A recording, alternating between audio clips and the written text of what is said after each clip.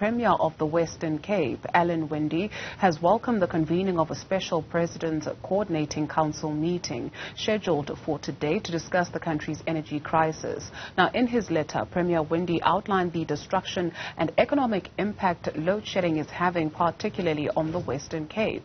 Newzroom Afrika's Athi Mtongana is standing by for us. She's in the Western Cape with a preview of what to expect. Athi, good afternoon.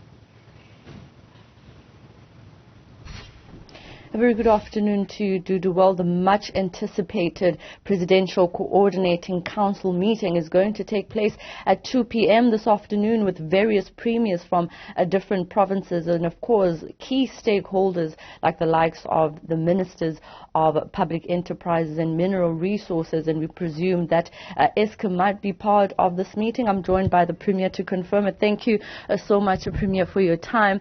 I was just lining up to Dudu and making her aware of who's going to be in this meeting.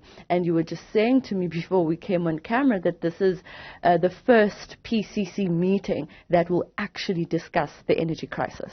Yes, exactly. And I welcome this meeting. I sent a letter to the President earlier this week saying that we need to have the full detail. It doesn't help by politicians saying, in 6 months' time there'll be no more load shedding, or in a year's time there'll be no more load shedding. I need to know the exact detail, because with that detail then we can make decisions around mitigation or decisions around spending money on emergency procurement is projected to be way worse than last year. Well, the first few weeks of the year has shown exactly that. Are they going to be part of the meeting, Eskom? Yes, I presume so. They will be part of the meeting. Now, talk to us about the impact of load shedding in the Western Cape. Well, we already know that our economy is hit by last year's load shedding over 8 billion rand.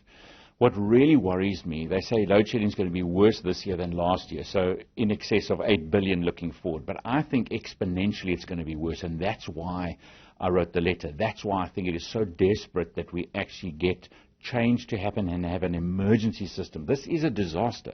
It is, if I look at food security going forward, and I think the risk is poverty, food security, inflation, those are the things that are going to happen. If I look at the maize crop failure because no irrigation can take place, maize forms a key part of staple foods for our citizens. Globally, you've got the impact of the Russia-Ukraine war. That affects maize already, and so we're already at a disadvantage. And now what's happening, load shedding is really having a huge effect on thousands of hectares of maize. Mm-hmm. Now suddenly we've got a food problem in the next couple of months in our region or in our country. Mm-hmm. Then look at the poultry industry. Poultry forms a key part of so many people's protein component of their diet. I mean, we've already seen 10 million chicks who have not, they've had to be culled.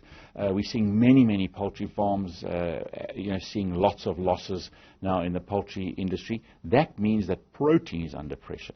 Then, of course, for us in the Western Cape, it is about the export of our fruit industry. Mm-hmm. I've got fruit that's rotting because it can't get through the agri-processing processes in Ashton with canning. And if we don't get our product to market for a second year running, those markets are going to end up buying from South America or other parts of the world, and again our economy is going to suffer. Mm-hmm. There's a huge risk of recession, there's a huge risk of failure across the board of so many businesses, and many more people finding themselves in a poverty situation. Mm-hmm. What should we expect from this PCC meeting, and why do you think it has taken so long for key stakeholders and certainly premiers and even the President to meet and be able to talk particularly about the energy crisis, given the fact that load shedding is not new? Absolutely, and that's the biggest problem. We've been doing this for 15 years. And as a province, you always hear that there's going to be a date in time, and you think, okay, well, it's not my mandate. I'm going to keep on focusing on health and education and the economy and et cetera, et cetera. It's got to the stage where I myself are saying, well, now this province is going to have to step up. We're going to have to make sure that we bring energy into our mandate in management. So what I really want out of today is to actually have proper agreements on detail and data.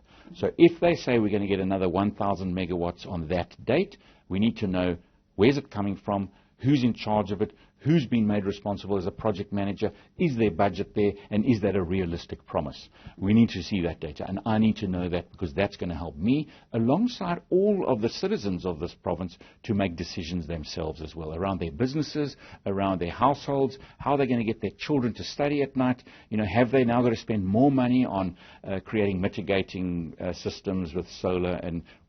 But we need clarity so we can make decisions. All right, Premier, thank you so much for your time. The Premier of the Western Cape, Alan Winde, saying that he'll be going into that Presidential Coordinating Council meeting this afternoon at 2 p.m, seeking clarity on so many issues surrounding the energy crisis, so that they, at a provincial level, can be able to plan accordingly, and certainly with the other premiers in the other provinces as well. I'm sure that's what they will be looking forward to when they meet with key stakeholders in that PCC meeting. Dudu? And we'll be looking forward to more detail coming out from you as you work that story for us. Athi Mtongana, thank you.